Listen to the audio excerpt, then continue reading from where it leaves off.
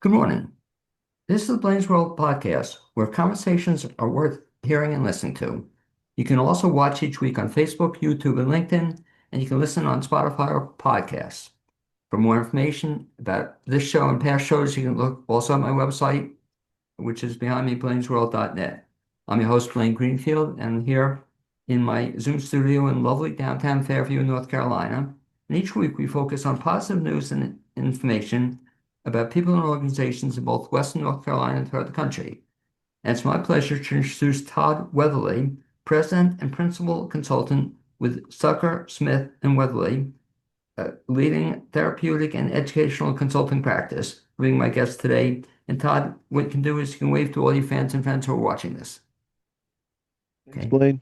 Good to And I see should you. mention that, well, we'll talk about his background right now. He has over 30 years experience in behavioral health. And so we started, what, at the age of 7? You were like the youngest guy. You're a kind man, Blaine. Okay, youngest guy in the field, including 15 years in the private treatment field. Todd Weatherly is known as pioneer and leader in the field. His passion for developing innovative programs, building dedicated teams, and providing specialized care has defined his career, fueled by a profound commitment to servicing others. And so, Todd, the question I always ask when I have a guest is, as a kid, you grew up where? Greensboro. Okay, as a kid, did you always know you wanted to be in the mental health field? You, I always was fascinated with people. I was always just fascinated by how people behaved and why, even adults as a young kid. And then in high school, we had a we had a psychology class when I was, I guess, a sophomore. And I took the psychology class and was fascinated by it.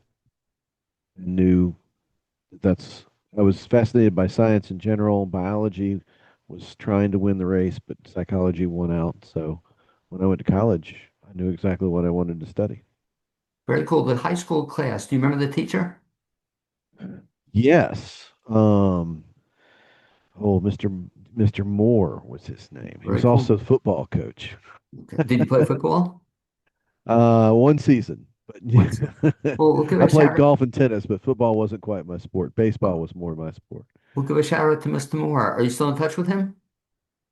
I haven't had contact with him in a long time, Okay. though I Well, have reached back out to college professors back in Greensboro. very cool. Or I mentioned maybe we'll mention some of them, and then we'll send them a copy of the tape. Tell them we were talking about them on the air. Wouldn't that be Absolutely. cool? To Would Mr. be cool. Moore. So you got it. But that's exciting that a high school class got you interested in it, and it just kind of knew you wanted to do that. So then you went to college. Did you study that as an undergraduate? Did. Yep. UNCG is where I graduated from. But my dad was always, he was a philosopher, and, the grandfather of psychology is philosophy. So he was So, always a man who liked asking the big questions about life. so what was your major in college? Psychology? Was psychology. Yep. Okay. And then, so you went to college as a psychology major. What was the first time you got into the field itself? Right out of school, right out of undergrad. And I went to work for an outdoor program that served kids being referred by the court systems. They'd been arrested, and they could either go to juvie or they could go to a wilderness program, and those were our kids. Very cool. So you did that for how many years? Did that for a couple of years. Nobody lasts very long. Direct care staff don't last very long in that end of the world. And then I started working more on the classroom side of things. I did work for a re-education center in Raleigh. I did work for VR at one point in time. So and then other parts of my time were spent in the classroom doing classroom work. What, teaching? Teaching, like re-education centers were ones that would kids were having really trouble in school. Their job was to help mainstream them back into a regular classroom. So these were kids that had a lot of behavioral issues. So we had them until we felt like they were ready to enter back into a regular school or get them placed in a special school. So, So you did that then for a bunch of years. And then you talk about then you started your own firm at that point in time, or when did that come about? oh wow, though that's a bit longer road. Okay. I, at a point, at a certain point in time, I decided I wanted to get my graduate degree, and my master's is in education. So, a lot of my time has been split between classroom environments and behavioral health, which I think, in my opinion, they come very close together. And so I've worked for, Oak Rehab. I've worked for HRD at Blue Ridge Community College, which was one of my favorite jobs. But the disenfranchised and displaced workers trying to find jobs, trying to like recreate their life after losing so many jobs, which we did many years ago here in our area. And Oak Rehab is a very similar kind of work. I was the executive director for the mediation center here locally many years ago, but it was at that after I left the mediation center was when I found my way to what we commonly refer to as private pay behavioral mental health care, or behavioral health care, which is usually insurance doesn't cover it, or families are paying out of pocket for this kind of care, and you after spending most of my time in the kind of like Medicaid, state funded arena of behavioral health care, going over to the other side and watching services be delivered, thoroughly and completely and with enough staff and enough professionals and for people to stay long enough in the care that they need and see results was pretty miraculous for me. Now, so that's when you started your firm at that point in time? So I became an executive director for managing director for a program here's local in town called Cooper Reese. Um, Okay. and I walked a career path of being a managing director and then an executive director and then a CEO for behavioral health programs. Um, and when I kind of reached what I felt like was my conclusion of being in those leadership roles, because it can be tumultuous at times, and you also there's no such thing as being off call when you I was on call for about 10 years. Um, that was when I started doing consulting. That was when I started kind of going out and putting my shingle out, and families knew of me from being in programs, and they would contact me for help finding the right resource for their children. And then the really cool part of this story is that I started off with Weatherly and Associates, and I called it Southeast Consultants for a while. But the man who hired me as the executive director who hired me as the managing director for Cooper Reese was the person who brought me into this side, the private pay side of the field. His name is Virgil Stucker. Lots of people know Virgil very well. So Virgil, when he retired from being executive director at Cooper Reese, he became a consultant. He did that for about 5 years. And when he went to retire, we acquired his practice. And that's when we became Stucker Smith and Weatherly, because his Virgil Stucker his name is very well known in the practice fields in the behavioral health field. And so we've carried his name ever since. And that's when we had a bit of a name change and took on, a team of consultants. So it wasn't just me and a private operation. It was me and two, then three, then four other people involved in our organization, and we broadened the scope of individual we could serve, both age and condition, and can are pretty versatile. So some of us can actually go on vacation every once in a while because we've got others to rely on. Talk about that then, the practice, Todd. So practice is geared to what kind of folks and what do you do in the practice?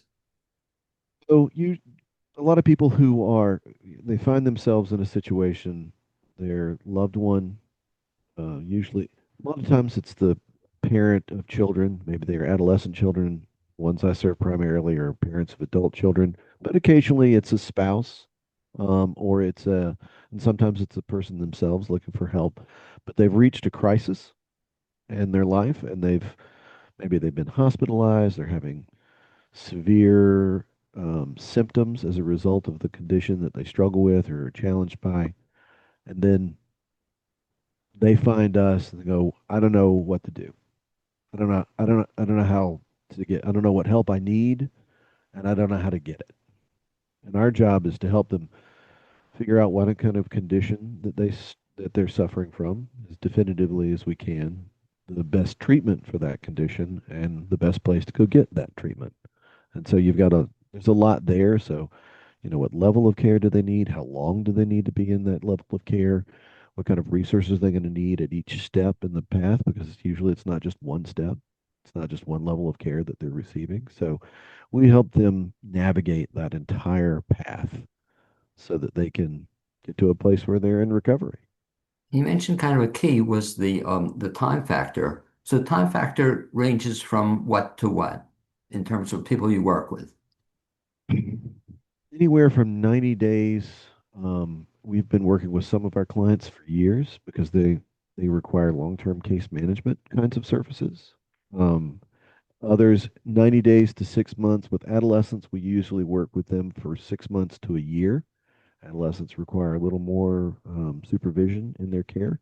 Parents might need a little more support.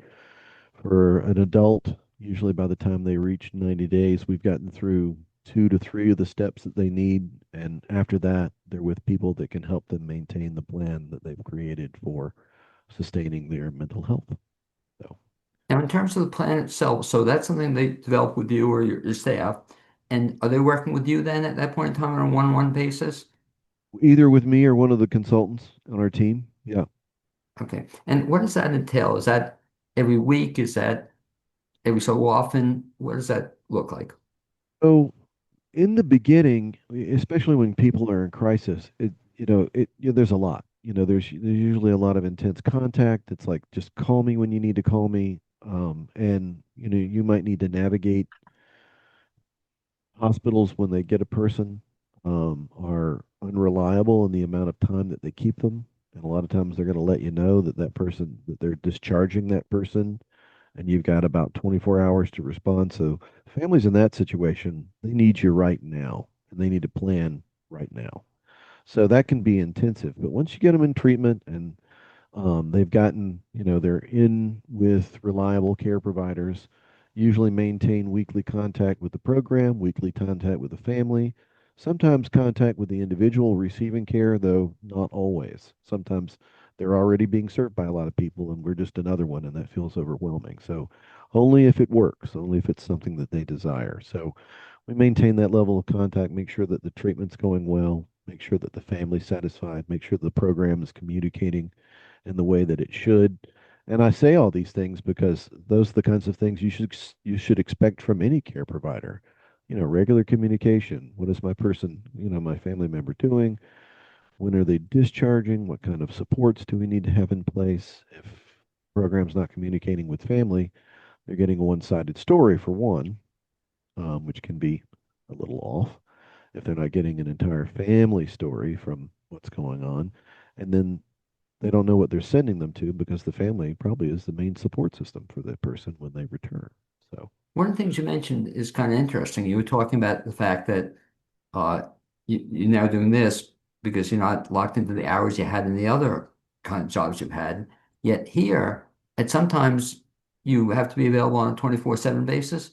yeah, sometimes, yeah, you just, I mean, that's the thing that we are not is I'm not an emergency service, and I'm not the one providing the care. I'm an advisor, and I'm going to steer you in the right direction. We provide a lot of support and care for the families that we work with in general, but the kind of care the person needs is programmatically structured. So our job is to help that family get that person that resource. Once they're receiving that care, they're safe. And so when a person's safe, it's like, most of our problems can be handled in a business day and everything else. If I'm a person who's working for that program, then everybody that you serve is kind of they're on your ticket all the time, constantly. And so that's the difference between being in a program and serving as a member of a team in that situation and being a consultant and advisor and working in collaboration with such programs. They're providing the bulk of the supervision, you're providing the family guidance and support. Listening to you, it almost reminds me of your football days. Is that I almost see you then as kind of a quarterback, though. Would that be an analogy for it? Yes, that's a pretty good analogy. I tend to think of it as a Sherpa. Okay, but You're doing the climb, but we might be carrying the pack, you're So not dressed. That'd be funny. You're not dressed appropriately to be a Sherpa, but that's that's right. that's when you see your clients. Talk to me also, Todd. how does this tie into the people you see? So it can be somebody themselves, but it can also you work with the families as well. More than anything, honestly, with the families quite a bit. So is that part of, I guess, what you do? It help the family um, to get the person into treatment. Because I guess part of the problem is people, some certain people don't want treatment or don't know they need treatment, and they Right. fight it. That's right. Most of my clients are that way, actually. So They're reluctant. reluctant. There's a term out there. It's anosognosia. They're anosognostic, which Okay. means that they don't know that they need help and they're unwilling to accept it. It must be exciting for you though, when they come to the realization that maybe that's not such a bad idea. That's like an aha moment or makes your day when the light bulb goes I off. mean, I do like it when that happens. A lot of times, that first step, they're still not thrilled about it. They're kind of cornered into it. The situation that they have in front of them is, maybe that's they're going to be homeless, or they can go to care, or the family's putting the pinch on them to really take this seriously. Whatever it is, they're still not thrilled about it. It's usually after they've been through a couple of months or whatever of care and stability and everything else. And then they start to realize it's like, oh, wow, I didn't know how bad off I was. And now I know why I need to take this seriously. And that's a great moment to see. Do some of the folks come your way, are they kind of forced to come the way by the court system or the order to get treatment? Usually they're involved with the court before they get to us. When they get to us, what we do is we help the family compel the court to have them go to treatment instead of, imprisonment, instead of, jail time, treatment time. And if we can get the courts to cooperate with that, that's a great thing because then that person is compelled to comply. And it's better than you're going to get far better treatment at a treatment program than you are in jail. I can tell you that. Well, I can imagine, sure. So aside from folks finding out about you on the Blaine's World podcast today or when they see the show, we're also, I should mention to your credit, you also have your own podcast or radio show with WPVM. How do Right. folks find you? Weatherly is pretty easy to find. We're on all the socials and everything else. If you put my name Weatherly in there and you put therapeutic consulting, I'll probably pop up to the top. StuckersmithWeatherly.com is our website. But head inside mental health. I'd love for everybody to listen in, and there are probably listeners out there to your podcast who'd even make a great guest. So reach out to us. We'd love to have you on the show. I should get you on the show, Blaine. We need to have you on. Okay, well, we'll talk about that. Anyway, so another question, Todd, in terms of um, them finding you, what are the questions that they should be looking for when they work with the Todd Weatherly or they work with your firm? Yeah.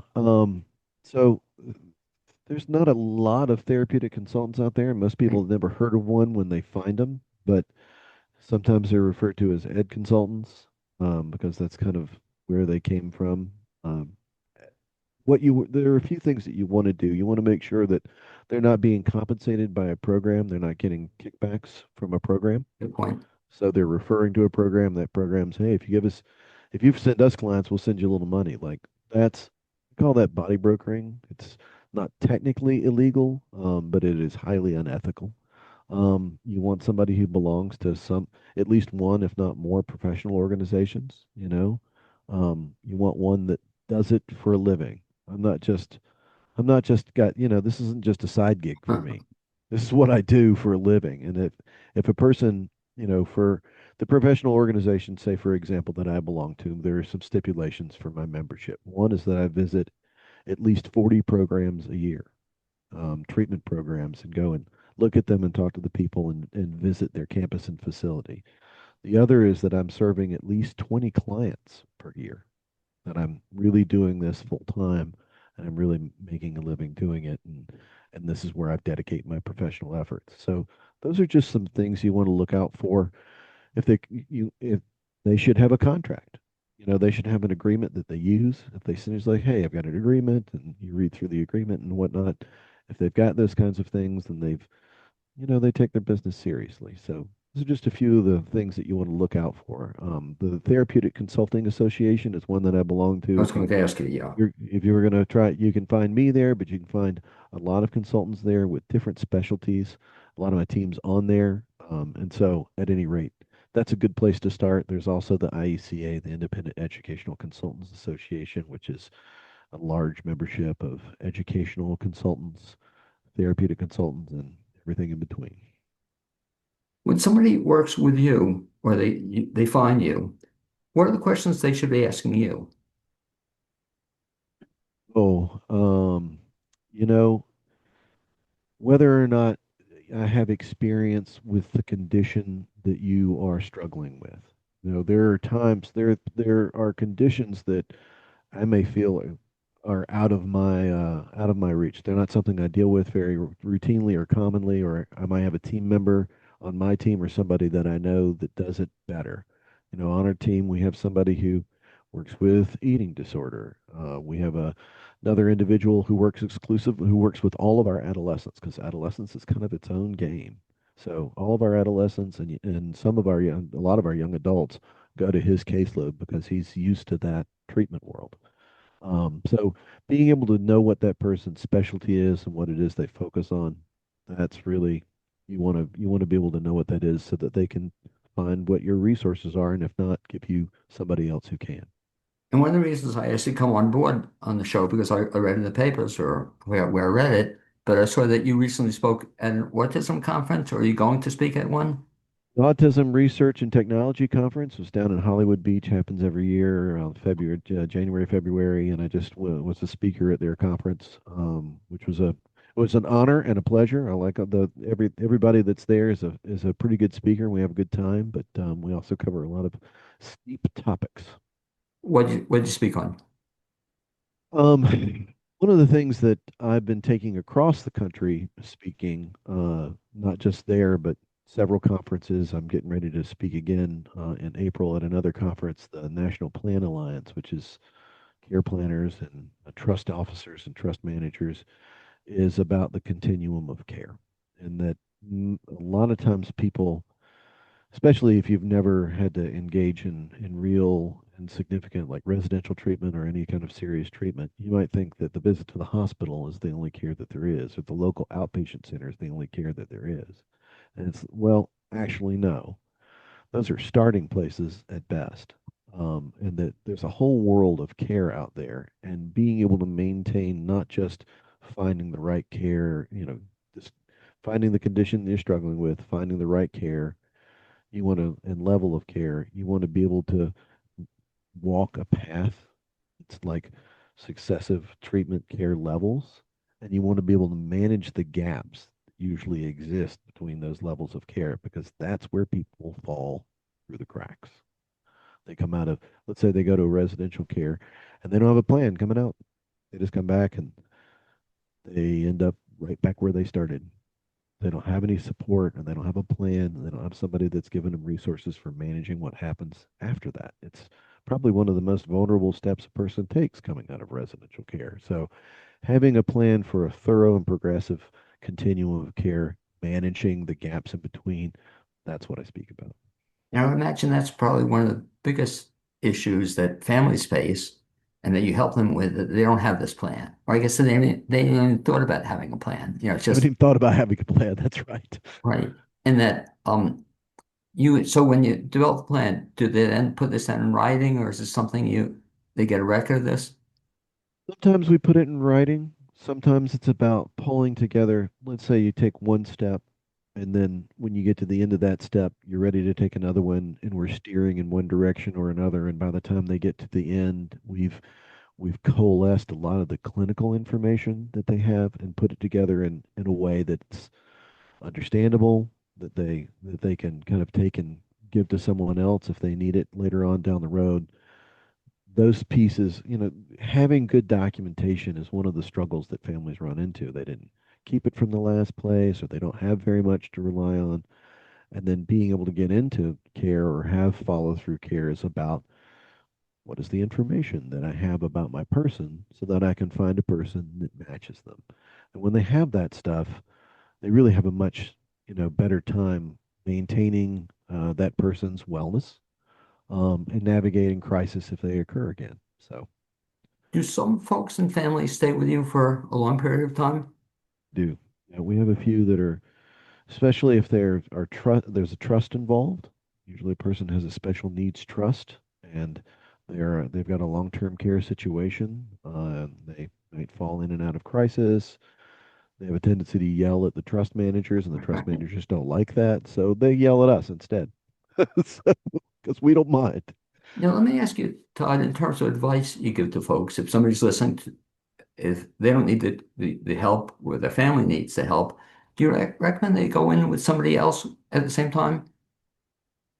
Uh, go in with somebody else, as in, Meaning, if somebody is listening and they realize they need help, is it a good idea to have somebody else with them at the meeting? I think that's a great idea. If you've got that kind of support, somebody who can be there and just because if you're the person that's receiving help and then you end up in a spot where you're just getting a lot of information, for a person who's really struggling, that can be hard to process. And if you've got a friend there or somebody that can be along with you to just, hey, they said this or they took notes, maybe we need to focus on this. It's just a good backup if you've got that kind of resource, that kind of community support, a family member or what have you. I would absolutely advise that. Because as you point out, I guess one of the problems is that if you're going in to speak to you or your staff, is that they're not necessarily listening to everything you're saying, or if the mind's going in 27 other different directions. Right. And sometimes, they need the help of the reminder. And that's something that you mentioned to me off the air. But one of the things you do, I think it's helpful. So you take lots of notes. And in terms of notes you take, is that shared with the clients? A lot of times, so the interesting thing is often the family is our client as Right. opposed to the person who's receiving care. Good point. But if they want those, a lot of times I'll use the note taker that we have on Zoom. There's an AI note taker, or we'll get clinical notes from the program or something like that, and we'll put it together in a way that's like bullet points, easy for them to digest and look at, call us about questions. Just making information about having a mental illness and finding your way to mental wellness, just having clear and concise instructions and information is like something that's approachable for people is really important and also hard to come by. A lot of it looks like gobbledygook, or And there's tons of it and it's hard to fish through. I have an even worse problem, Todd. I can't read my own handwriting. But back to but I can see we were talking before seriously about bringing somebody with you to see you when they get the plan. Helpful advice because that person could be listening to you or taking notes and let the person listen to you as opposed to taking notes at the same time. It can be Well, overwhelming. that's right. And these days, of course, you've got AI devices. There are lots of those out there, but you can literally carry your phone and say, hey, I need to record this. And it'll record the meeting and give you a digest of your meeting. If you don't Very have cool. somebody that can go with you, you can pick up an app on your phone for almost nothing and it'll do that for you because that's technology these days. Those On your are end, do you have people do useful that? tools. If Oh, people yeah. coming to see you, are they using the recorders Absolutely. and Yeah. that See it doesn't all. bother you? No, I want them to keep what I've said. Like the fact that they have what I've said so that they can reflect on it later. I really want them to have that. I think it's great personally. Todd, you've been doing this now for a couple of years. Um, where where do you see it going? For example, the question I'll ask, say 10 years from now, where do you see yourself doing?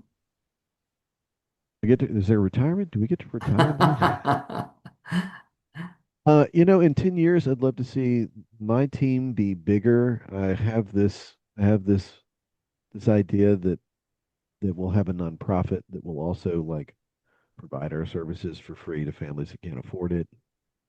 Maybe help with out-of-pocket expenses, that sort of thing. That's something that I haven't put together yet, but is on my mind. But just having a team that can serve an even broader group of folks, including folks who wouldn't, one of the things that we find is you've got families that are reliant on on like community behavioral health systems, state funded systems, Medicare systems, systems that will take very low level insurance. So those don't have a lot of out of pocket um, money, resources to be able to play with. And but navigating those systems is just as tough as any other. So we usually serve families like that pro bono, or we give them a bunch of information like, look, this is what you need to do. But what I would love is to have a service product that was like nominal feed that would be able to help families like that navigate health systems. Because one of the things that I'm able to do in the seat that I sit in is make programs better than they are. And because I'm in front of their doctors and their CEOs. I recently had an experience where I had to talk to the CEO about a psychiatrist, and that CEO talked to the psychiatrist, and we ended up with a very good outcome. But it makes programs think about how they're doing things and how to become better. And one of the things we always talk about mental health being broken, the systems are, they're hard to deal with and they're maxed out and everything else. Well, part of it is because they never see anything different. They never, all they see is themselves or maybe their next door neighbor. They don't know that there's a whole world of treatment out there that's actually doing the job. And if they just got a dose, a drop of new information that allowed them to get a little bit better, and we started to do that work, that's something that gives me that I have a lot of passion for, and then I hope that I can do more of as the next decade unfolds. And one of the things you're doing, which I kind of think is really cool, is that some of the th things you just mentioned, that an individual has no access to that. In other words, you mentioned the CEO, they can't get the CEO, They don't or know to ask. yeah, I mean, point well taken. But also, Todd, what happens too, correct me if I'm wrong, is that they have a bad attitude going into it, or they come. The beauty of you can be dispassionate about this. If I'm seeing right. somebody, I'm not dispassionate, and so I'm going in almost with a chip on my shoulder, and you don't have that chip. Yeah. And people with a chip on their shoulder, as you know, they tend to get blocked out. Right. And, if somebody doesn't want to deal with them because they're a problem, right? I can walk in and be like, look, hey, it's a problem. I'm here. Let's find a solution. I'm here to find a solution. That's what I want to do. And I love how you said that. That's a great way people should look at it in terms of working with you. Yeah. That you mentioned quarterback coach, call it what you want, but you're also we can also call you the solution guy. I'm here to help solve your problems, not create more problems for you. My name's Winston Wolf. I solve problems. I love it. Todd, if folks want to get in touch with you, what's the best bet? DrSmithWeatherly.com. You can find me there. If you want to check us out on Head Inside Mental Health, you can find us there. Todd Weatherly is, if you look me up on LinkedIn, I show up pretty quickly. Okay, and also give a pitch for your radio show. They can find you on WPVM when? WPVM on Mondays at 11:15. Okay, well, Inside Mental Health, and I'm on Buzzsprout and all the platforms as well. anyway, I'd like to thank you for being my guest this edition of the Blaine's World podcast. Also, I thank my producer, Cappy Tassetti. Hopefully, we'll bump into each other one of these days, Todd. That'd be great. Can't wait, Thanks, Blaine. man. Thanks. It's been a pleasure. Okay.